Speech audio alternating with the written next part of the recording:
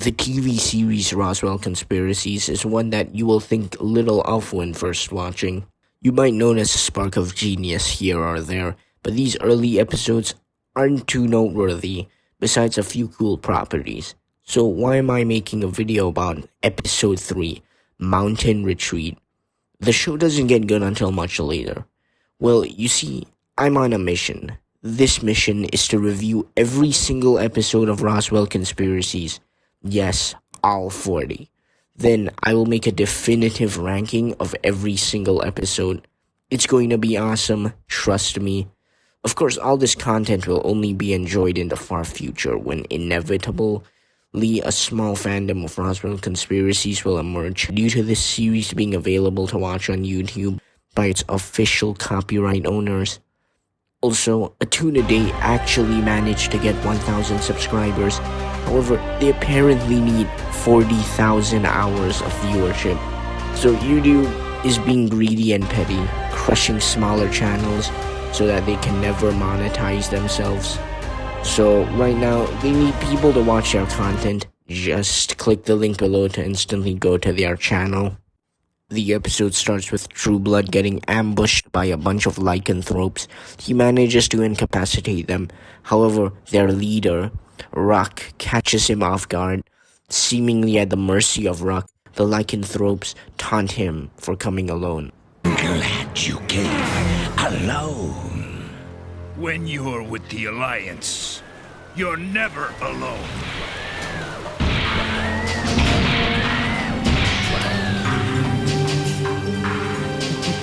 At the Alliance base, Nick and Shalane are being briefed about their first mission. Several hikers went missing, and an Alliance surveillance craft was mysteriously shot down. Of course, Nick is combative. However, Whitaker does not take no for an answer, saying, "Make no mistake, Agent Logan. Something is in those mountains. It might be alien, it might not. But when you joined the Alliance, it became your job to find out."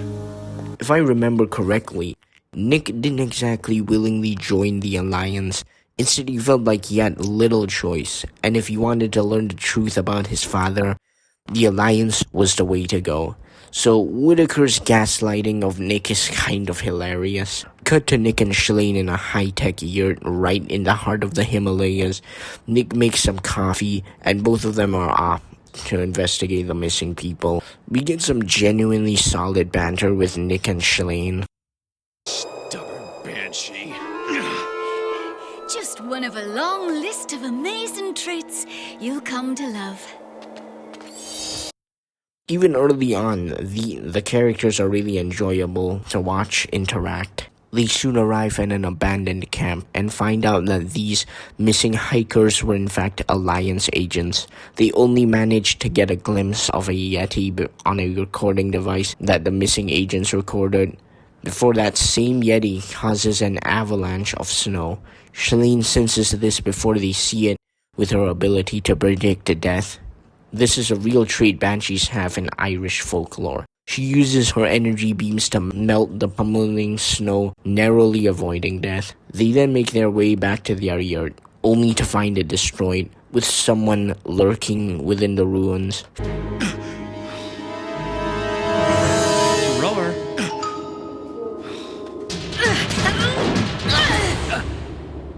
Fitz? Shalane, how's it going?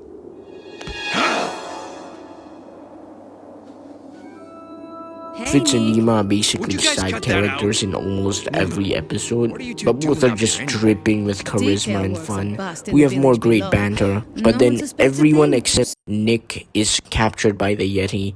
The alien burrowed through the snow using its speed and strength to even topple an Alliance vehicle. And some of these things can turn into straight up mechs.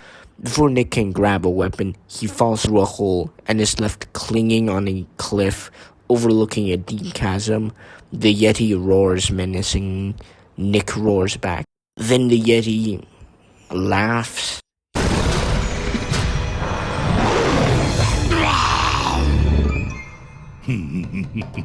Nice try. His name is Tyen, and he later becomes an Alliance agent. He's got this unique sense of humor. He makes jokes or comedic comments during moments you least expected, and he's always a joy to watch. 6 seconds to destruction. 5,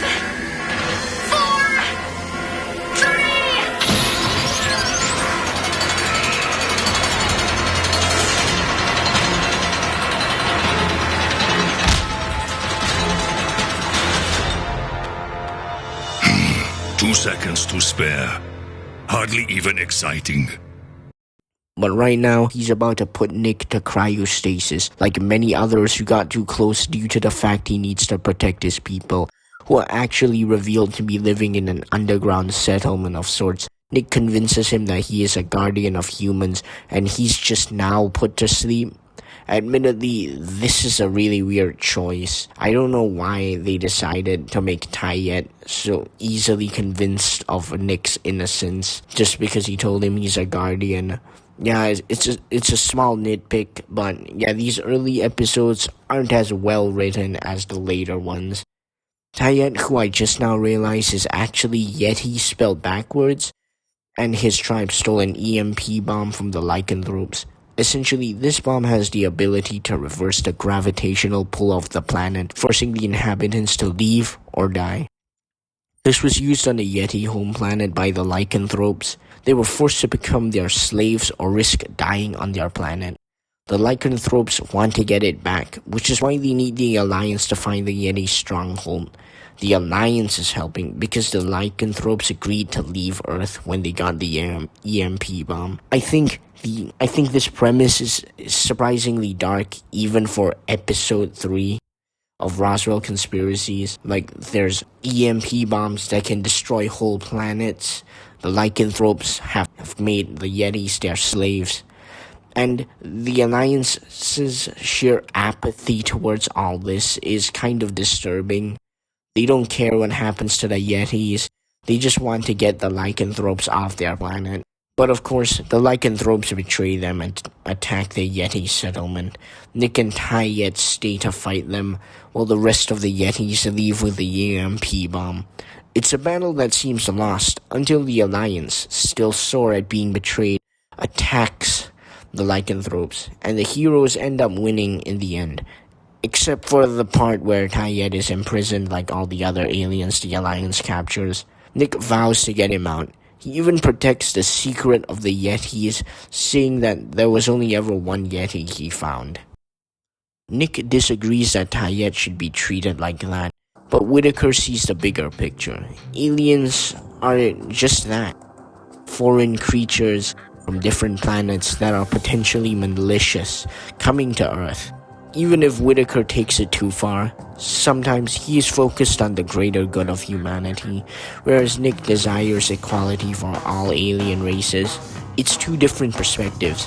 Nick too inexperienced and hot-headed, and Whitaker too close-minded and apathetic. There is no easy good versus evil, and I appreciate this show tackling complex character work like this even this early on. Mountain Retreat is a good 20 minutes, but for this show, it doesn't quite reach the bar later episodes so easily pass, nor should it. Trust me, the show only gets better from here.